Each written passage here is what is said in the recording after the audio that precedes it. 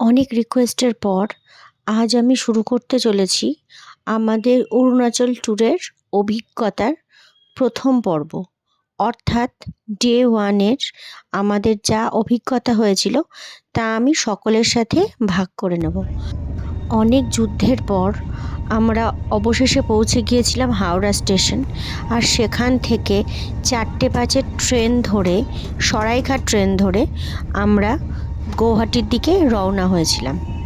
ধনতেরাসের জন্য রাস্তাতে অসম্ভব ভিড় ছিল এবং আমাদের ক্যাব অনেকক্ষণ রাস্তায় আটকে ছিল, যার ফলে আমরা শেষ মুহূর্তেও বুঝতে পারিনি যে আমরা আদৌ ট্রেনটি ধরতে পারবো কি না। কিন্তু ওই যে কথায় বলে না, যদি ভাগ্যে থাকে তাহলে সেটাকে কেউ খণ্ডাতে পারবে না। তো ঠিক সেই রকমই আমাদেরও ভাগ্যে ছিল এই অরুণাচল ট্যুরে যাওয়া, সেই জন্যই আমরা ট্রেনটা মিস করিনি। আর যেমন তেমন করেই হোক না কেন আমরা ট্রেনে চড়ে বসেছিলাম। আর তারপর তো অবশ্যই দেখতে পাচ্ছে যে আমাদের শুরু হয়ে গেছে মজা আর মজা। ট্রেনে চড়ার পরে খাওয়া আর মজা করা, এই দুটো ছাড়া তো আমাদের সত্যি আর কোনো কাজ কিন্তু ওই মুহূর্তে ছিল না। তাই আমরা যেমন খাচ্ছিলাম ঠিক সেরকমভাবে পুরো জার্নিটাকে এনজয় করছিলাম। আর সাথে সাথে আমি তো ভিডিও করছিলাম সবার সাথে শেয়ার করার জন্য। যদিও সরাইঘাট ট্রেন একদমই লেট করে না এবং আমার পূর্ব অভিজ্ঞতা তাই বলে, কিন্তু সেদিন ট্রেন অনেকক্ষণ লেট করেছিল আর একদম মাঝরাতে মালদাতে পৌঁছেছিল।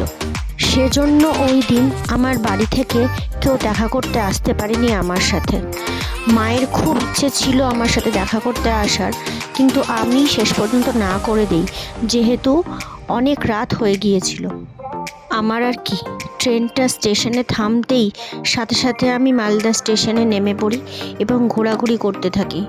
নিচে দাঁড়িয়ে কয়েকটা সেলফি তুলে নিয়েই ঝটপট ট্রেনে উঠে পড়লাম, কারণ তখন ট্রেন ছেড়ে দেওয়ার জন্য হুইসেল দিয়ে দিয়েছে।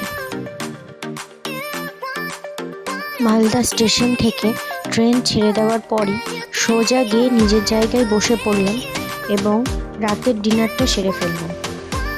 ডিনার সেরেই চলে গেলাম ঘুমের দেশে। ব্যাস, আর কি, পরের ভিডিও আসছে খুব শিগগিরই।